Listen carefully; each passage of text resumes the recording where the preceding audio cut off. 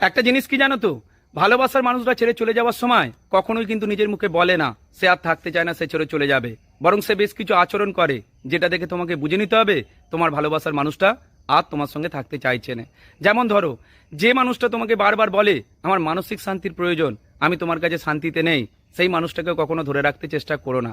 কারণ মানসিক শান্তি তখনই মানুষ চায় যখন তার কাছে আদার অপশান এসে যায়। যে মানুষটা তোমার কাছে অশান্তি করতো কিন্তু বর্তমানে চুপ করে গেছে, সেই মানুষটা কিন্তু আদার অপশান পেয়ে গেছে বলেই তোমার সঙ্গে আর অশান্তি করতে চাইছে না। সুতরাং সেই মানুষটাকে ধরে রাখতে চেষ্টা করলে তুমি ভুল করবে। তোমার ভালোবাসার মানুষটা যদি তোমার বিছানায় শুয়ে তোমাকে জড়িয়ে ধরে তার জীবনের অন্য সমস্যাগুলো তোমাকে বোঝাতে চেষ্টা করে, তখনও তোমাকে বুঝে নিতে হবে তোমার ভালোবাসার মানুষটা আর তোমার কাছে থাকতে চায় না, সে অন্য কারোর হয়ে গেছে। তাই তোমাকে সমস্যায় ফেলে নিজেকে মুক্ত করতে চেষ্টা করছে।